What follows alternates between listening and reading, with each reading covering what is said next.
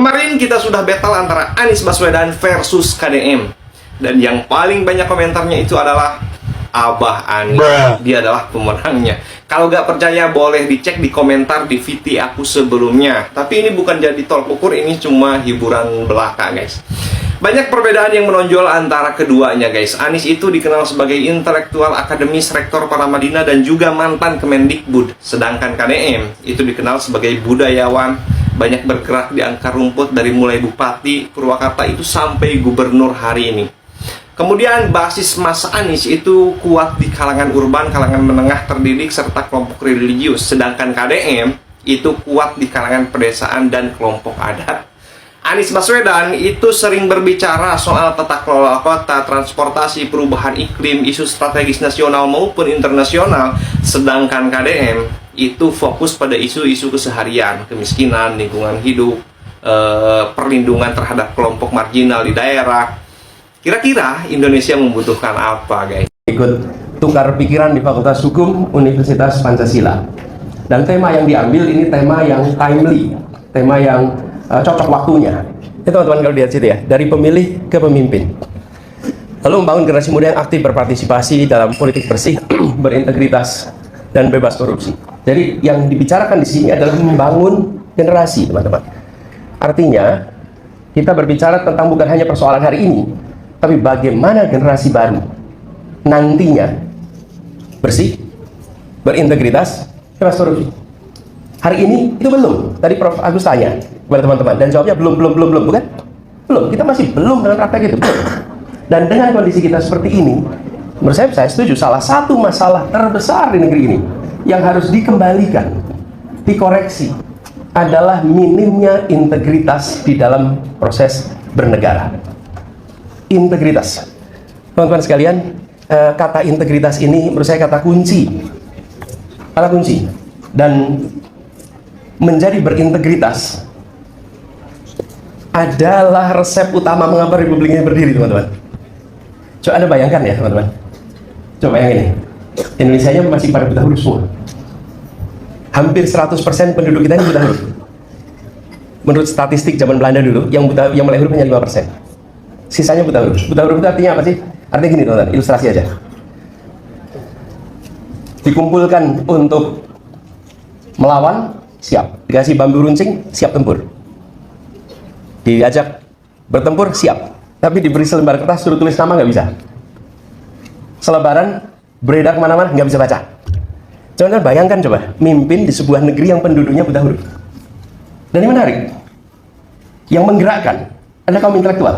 Semua yang menjadi pendiri Republik ini, semua kaum intelektual. Dan hampir semua guru. Hampir semua guru, semua kaum intelektual. Apa yang membuat kaum buta huruf itu, ini semua, mau ikut sama segelintir orang yang sekolah, dan sekolahnya sekolah Belanda pula? Apa yang membuat mereka mau ikut? Karena ketika mereka memandang pemimpinnya, mereka memandang orang-orang berintegritas yang bisa dipercaya, yang kata-katanya layak untuk diikuti. Satu kaca, berintegritas. Kalau tidak ada integritasnya, diikuti, teman-teman. Integritas. Dengan integritas itu, maka sekelompok kecil berhasil menggerakkan seluruh rakyat Indonesia. Seluruh rakyat Indonesia. Dan itu dalam artian sesungguhnya, teman-teman. Teman-teman pasti ingat peristiwa Ikada, September 1945. Itu baru kira-kira sebulan. Penduduk Jakarta diperkirakan saat itu sekitar 300.000, teman-teman. Penduduk Jakarta 300.000. Lalu, kita proklamasikan merdeka, 17 Agustus. Apa kata Jepang dan kawan-kawan yang lain? Memang ada jenderal Jepang yang simpati, tapi mayoritas Jepang tidak bersimpati pada kemerdekaan. Tentara Jepang waktu itu bilang, jangan khawatir. Itu cuma kemauan segelintir orang. Don't worry. Gak ada artinya mereka itu. Tapi apa yang terjadi, teman-teman sekalian? Warga kampung Jakarta, hampir 200.000 berkumpul di lapangan Monas hari ini. 200.000. Dari penduduk kota ini cuma 300.000, teman-teman. 200.000 itu kumpul. Sesudah peristiwa itu, Jepang tidak berani lagi keliling-keliling di sekitar Jakarta. Mereka mengatakan ini ternyata bukan kemauan sekelompok orang, ini kemauan rakyat juga. Dan yang menarik, itu barangkali salah satu pidato Soekarno terpendek gitu, ketika di Ikada. Soekarno hanya pidato kurang dari 3 menit. Hanya intinya bilang, kalian semua pulang dengan damai, kita terus perjuangkan kemerdekaan. Kalau itu seperti katanya Pak Tantan tadi. Dan ada bukunya teman-teman, Anda boleh catat, boleh Google bukunya. Kalau perlu Anda cari bukunya. Judulnya gini, Real Leaders Don't Do PowerPoint. Pemimpin yang sesungguhnya nggak pakai PowerPoint. Itu penulisnya namanya Christopher Witt. Anda cari buku itu, Anda baca buku itu. Tapi kembali kepada ini teman-teman. Apa sih kata yang menarik? Integritas dipercaya. Nah, kita semua sering dapat buku biografi. Saya tumbuh besar dengan baca buku biografi. Buku biografi yang saya baca itu, teman-teman, apa sih biografinya? Saya baca biografi Cokroaminoto, saya baca biografinya Agus Salim, biografi Bung Hatta, biografi Soekarno, biografi Syahrir, dan berderet nama-nama lain. Itu saya baca biografinya ketika masih SD SMP. Cerita pendek-pendek, bukan biografi yang tebal-tebal. Cerita pendek-pendek. Dan itu ditawarkan oleh siapa? Orang tua saya, guru saya, selalu nawarin nih buku-buku biografi ini kalian baca. Teman-teman, nama-nama yang saya sebut tadi, profesinya apa teman-teman? Cokroaminoto, Agus Salim, Syahrir, Bung Hatta, Bung Karno. Kalau ditanya profesi hari ini apa mereka? Apa politik? Apa? Hah? Apa profesi mereka kalau ditanya? Guru bangsa. Profesi, bukan label, profesi. Apa yang dikerjakan sebagai kegiatan? Apa? Apa profesinya? Politisi. Susah betul keluar kata itu. Mereka profesi apa? Mereka politisi dan mereka dijadikan contoh untuk anak-anak muda. Coba ingat-ingat nih. Mereka politisi dan orang tuanya mengatakan baca ini, ikut, kalian coba seperti mereka. Mereka disuruh belajar pribadi-pribadi yang profesinya adalah apa? Politisi. Pertanyaan hari ini, ada nggak orang tua yang menyuruh anaknya belajar figur-figur politisi? Itu dia krisis kita. Kenapa? Integritas. Bung Hatta itu salah satu man of integrity yang paling dahsyat. Syahrir, ini ya, yang nama-nama saya sebut itu, mereka itu dari kalangan yang sangat berada, teman-teman. Karena itu mereka bisa sekolah ke Belanda. Mereka bisa sekolah-sekolah Belanda dari kalangan yang sangat berada. Kalau bukan dari aristokrat, ningrat artinya aristokrat, mereka dari kalangan pedagang kaya. Karena itu mereka bisa bersekolah tinggi. Tapi apa yang terjadi? Mereka mendirikan sebuah negara untuk semua golongan. Ingat nih, itu sebabnya kenapa Bung Karno, Bung Hatta sering bilang, tetangga kita di Malaysia, mereka melawan kolonialisme, tapi mereka tidak melawan feodalisme. Kenapa? Karena Anda nggak bisa jadi kepala daerah di sana. Betul nggak, teman-teman? Di sini ada lebih dari 125 kesultanan, kesunanan, kerajaan kecil seluruh Indonesia. Dan mereka mengatakan dihormati sebagai warisan budaya, tapi bukan sebagai entitas sehingga siapa saja bisa menjadi apa. Teman-teman, itu adalah sesuatu yang revolusioner. Kenapa mereka begitu? Karena mereka memiliki apa yang disebut dengan integritas. Nah, ini teman-teman. Sekarang kita menyaksikan di Indonesia ada persoalan korupsi. Korupsi itu bukan hulunya masalah. Korupsi itu bukan akarnya masalah. Korupsi itu simptom. Korupsi itu gejala. Saya kemarin panas badan. Panas badan itu simptom, itu gejala.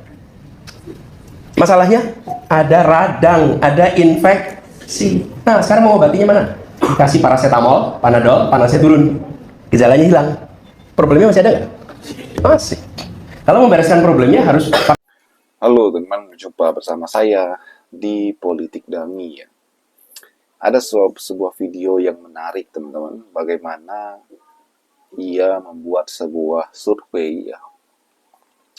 Jika Anies dan Kadem ini head to head teman-teman, artinya mereka bisa berkompetisi ya di pemilu 2029.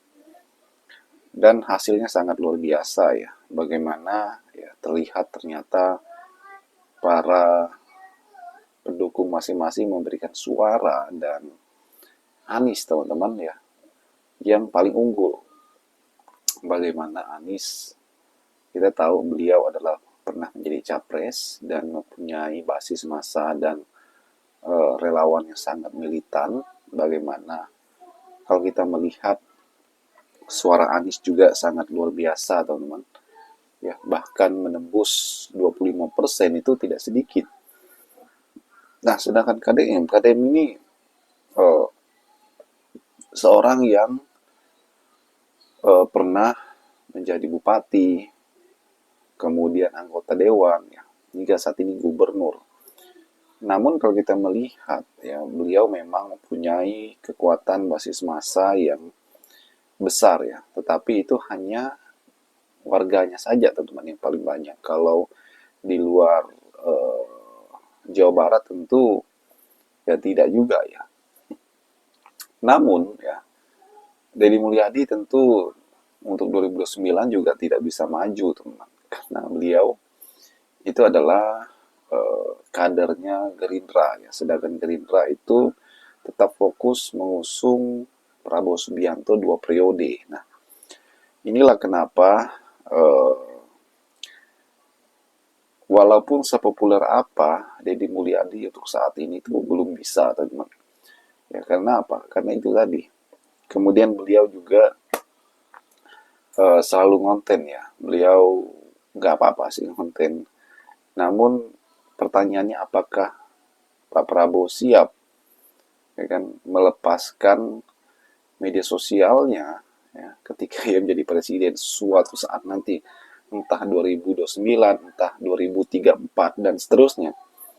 Ya kan, itu suatu pertanyaan yang andaikan saja Deddy Mulyadi menjadi presiden ya, apakah dia akan tetap konten?